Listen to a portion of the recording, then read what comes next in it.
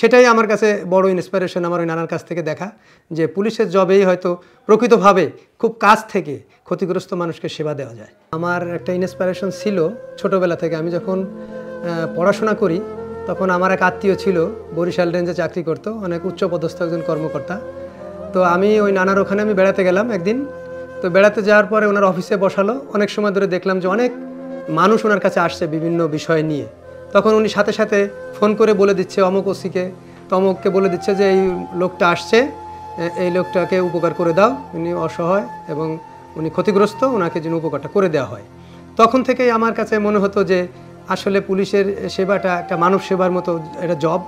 এবং আমি লেখাপড়া শেষ করে আমি কিন্তু প্রথমেই ফার্স্ট আমি এই সেবাটায় আমি অ্যাপ্লাই করি। এবং সেটাই আমার কাছে বড় ইন্সপিরেশন আমার ওই নানার কাছ থেকে দেখা যে পুলিশের জবেই হয়তো প্রকৃতভাবে খুব কাছ থেকে ক্ষতিগ্রস্ত মানুষকে সেবা দেওয়া যায়। 2001 সালে বাংলাদেশ পুলিশ বাহিনীতে আউটসাইড ক্যাডেট হিসাবে ঢুকি।